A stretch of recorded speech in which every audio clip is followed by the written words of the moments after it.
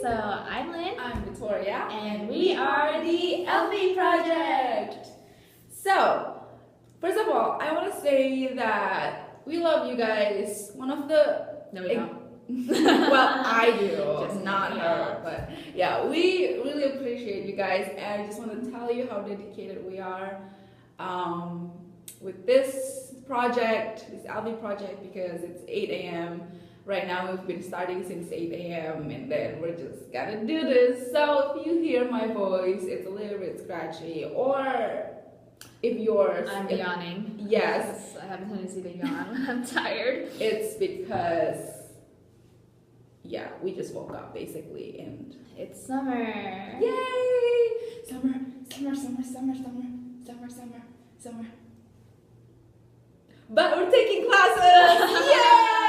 Yes, so with any kind of summer, I'm sure a lot of you guys would probably go camping, probably would hang out with family, watch movies, go with your boyfriend / girlfriend, probably getting married, all those kind of good stuff. To the beach.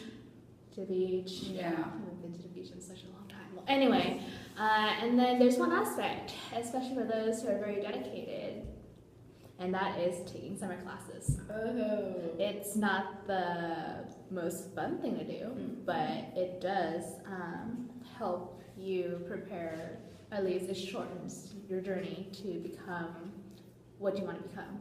What are some of the good and bad things of taking a summer class? Yeah, summer is quite a long time. Like in our university, it's like 3 months.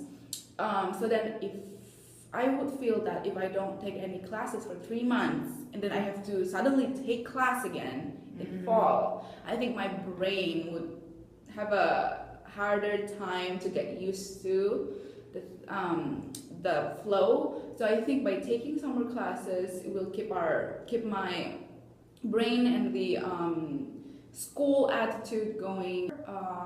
What do you think before we go to the cons? I think you pretty much covered on all of it, most of what I'm thinking, besides the fact that it does, it helps you lessen the time for you to complete your journey of what you want to become, as well as it does,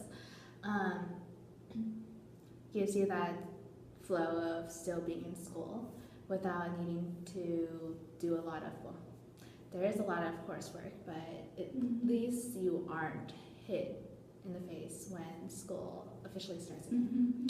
So to the cons. Okay. I don't know about all the other schools, but for our school, especially during summer term, it is really all the classes are accelerated.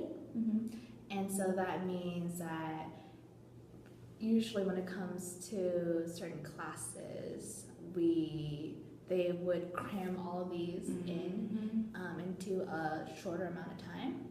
So instead of having 3 classes or 2 classes that is worth 1 year, it's condensed into about 2-3 months. And so especially for those who are in pre-med, if you have classes that are required, that requires you to take like standardized tests on, especially like those hard sciences and stuff, a lot of people tend to struggle taking these classes during the summer because they're so accelerated. You have so much work to do, and along with that, there are also labs that need to be done along with the lecture, and so it's pretty much saying you're going to class every single day. Right. Yeah. Pretty much. Yeah, since if you guys were to take summer classes and whatnot, I'm sure a lot of you guys would probably ask what to take. What classes should you take, and what classes, well, most people would say shouldn't take. So, what's your thoughts on this? Yeah, so I think first of all, it's important for you to know, like to do some research and to just search maybe your university and then just type academic calendar. Because in our university, there's, so in the entire 3 months of summer term, we have like 4 weeks, we have 5 weeks, 6 weeks, 1 week even. So we have a 1 week class, we have a 2, 3, 4, 5, 6, and then all the way till 3 months. So you have to pay attention when so like that's what I do when I register for a summer class. I see the length of the class, and I consider the difficulty of the class and the length of the class, and it's different for everybody. And I think from our experiences, which we will talk in a moment about, I would say take classes that is not as heavy, which, you know, if science classes are heavy for you, then don't take it this summer. Which most of us find it to be the hardest, and you want to make sure that you give your science classes an adequate amount of time for you to learn it, because you do want to retain the information later in the future. Because if I would feel that if I try to cram everything into summer, I would not be able to remember everything that I learned, and the experience wouldn't be that enriching. It's just I have taken summer classes ever since I started college, and so I gotta say, I mostly took elective courses, with an exception of a social science course that is needed for my MCAT later on. And the reason why I did that is because I want to focus more on those hard sciences during the fall term, at least during the school year, the regular school year. And that way I can prep myself. I have more time to actually study rather than, focus some of my time on those hard sciences and focus some of my time on those electives. Now, I'm sure a lot of you guys are thinking, well, if you have hard sciences, wouldn't it be better to also have electives along with it so it lightens your load? Well, there's some people who like that. Some people, like me, rather just get all those electives, squared away, get it all done with. So all you left is pretty much those hard materials that you need to cover and need to retain for a certain amount of time before you pretty much throw out. Right. Yeah. So I can give you two real examples that I had. So I took statistics during the summer, and that was like an 8-week, 8 week of statistics. That was I thought that was a good amount. So I did well in the class, and I didn't feel stressed out at all. It was enjoyable. On the flip side, I tried to take 1 year of biology in principles of biology crammed into 3 months, and that was not good at all. I hated biology because of that class, because I chose to cram it in summer.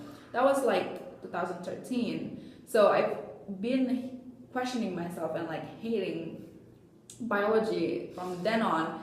And just recently, I took the time to take, things like cell biology and microbiology, and because of those two classes, I love biology now. Some of the classes I took were actually online classes, and so what's very different between online classes and actually meeting in person on campus is that a lot of the work you do, it has to be online interaction between students, and so most of the time you'll probably do discussions online, and you have to post certain stuff, certain content, and certain length of content in order to be counted as the credit, as counted as it's good enough.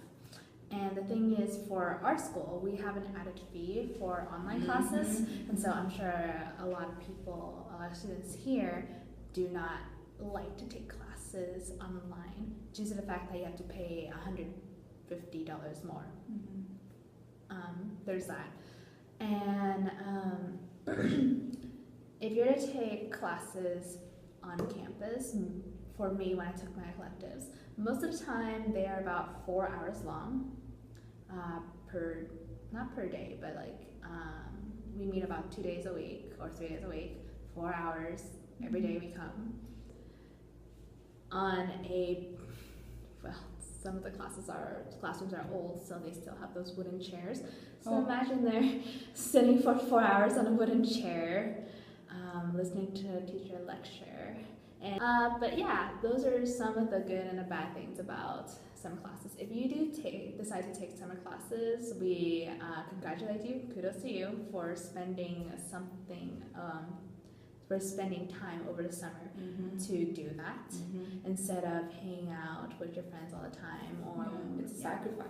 Yes, it is a sacrifice, and I'm sure a lot of you guys are probably still working while you're doing the summer classes, so bigger kudos to you.